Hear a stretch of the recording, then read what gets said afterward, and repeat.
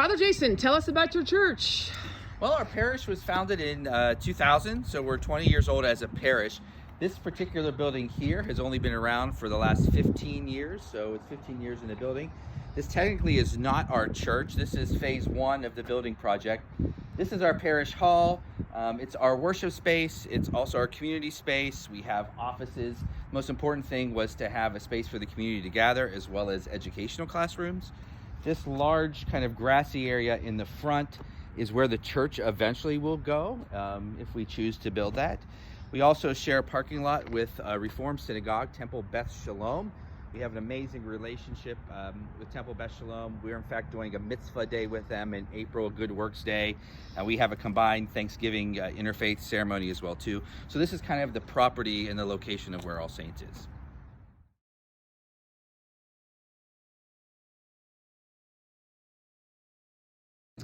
Okay, so where did the idea come from for a boot camp for All Saints? We are a pretty transient congregation, and so we have a lot of newcomers. In the last 5 years that I've been here, we've baptized 65 people and several adults. And so there's a hunger for just knowing the basics of the faith. And so I was getting a lot of questions over the last year or two about, why do we do that as Episcopalians? Why do we believe that? Why is that in the creed? Various things like that. And so I was sitting with our curate, Father Rob Rhodes, and we were kind of discussing on ways that we can kind of really plunge people into a Christianity 101, so to speak. And we came up with this boot camp. And so it's a way for us to hit all four of those pillars that I mentioned as our vision. So we gather for evening prayer at 6:30, immediately followed by Holy Eucharist. The Eucharist is the center of our parish, and so we express it that way. Immediately following the Eucharist, we continue that celebration with a parish meal. And so we feast together, and then during the context of that meal, we have an 11-week curriculum that's been built out that really focuses on the big story from Genesis to Revelation, as well as all of the sacraments, and then our moral life as Christians. It really kind of forms a Christianity 101. And then the group kind of comes back together at the very end after table discussion and questions for Compline together. And so it's a way for people to kind of, we pitched it's for everyone in the congregation. If you're brand new to the Christian faith and are going to be baptized at Easter, we always have Easter vigils where we baptize adults because people are so hungry. To people that have been Christians for 80, 90 years, we all need to keep growing in our relationship with Jesus Christ together. And so that's kind of where the boot camp came from. Okay, so if when you were hired, they asked you, how they can become better disciples. Since you've been here, in your own mind, how have you figured out how to answer that longing? So right after I first got here, the parish really did this huge visiting exercise. We had small group discussions where we talked about where the Holy Spirit was leading the congregation. And after a long process, we centered around Acts 2:42. So we saw how the early church grew in their discipleship by holding fast to the apostles' teaching and fellowship, the breaking of the bread and prayers, which actually is one of our baptismal covenant vows that we make. And so we began to swirl all of our formation around those kind of four pillars. We call them the four pillars of the church. The Eucharist really is the source and summit of who we are as Christians. And so our whole formation year kind of centers around not only the sacraments, but their expression in the liturgical year.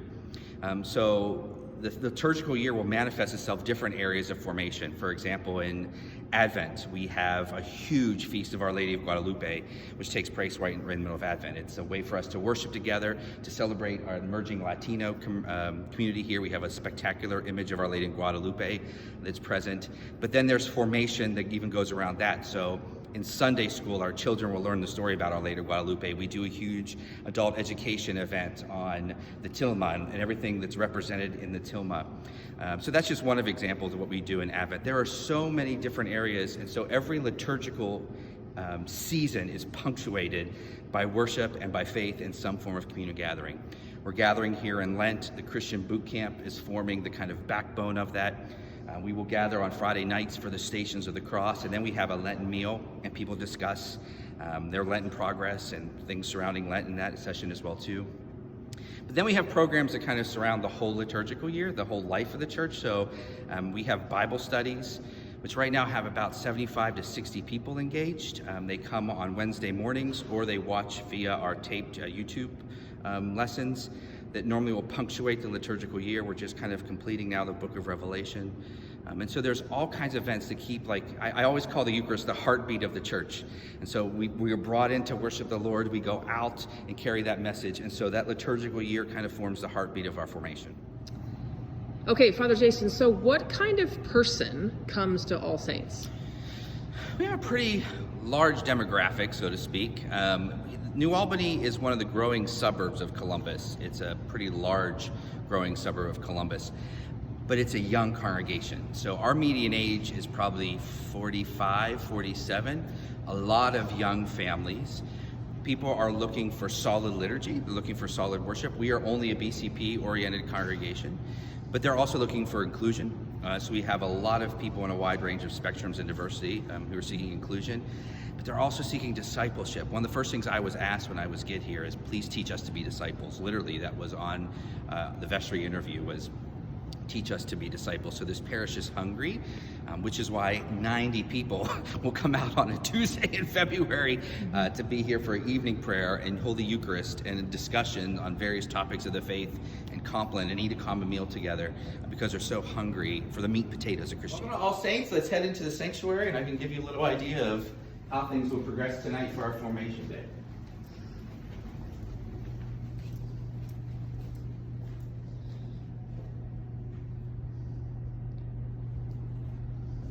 So this is kind of our main worship space as well as our parish hall.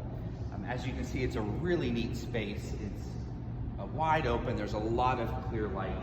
Liturgies in here are really spectacular because of all the brightness and also our flexibility as well too. So as you can see, for events like tonight, where we'll have close to 90 people attending, we're able to worship in a specific location. We're able to tear down chairs in a certain location and put up tables where we'll have a common meal together after the Holy Eucharist, where our discussion questions will be. So it's a pretty flexible space because this is our parish hall, and eventually we will hope to have a full-blown worship space at some point, but this is an amazing space to gather in and be church. Okay, so you came up with this great idea of the boot camp. How did you let people know about it? How many signed up? So for a month prior to the opening of the boot camp, we began to discuss it during our parish announcements. It was in every e-newsletter we send out once a week. It was in the bulletin. And we really pitched the level of commitment pretty hard. In our world that would kind of see 11-week program and say, I'll go to maybe one or two because this event's taken priority or that event's taken priority. We really talked about how our relationship with Christ should be central and that should be important. And so we really kind of pitched the idea of commitment, so much so that our sign-up sheet I placed on the altar for the first couple of weeks to people that actually came to the altar to sign their pledge to be committed to full 11 weeks, just to set aside 11 days out of 365 to grow as a community in deeper relationship with Christ.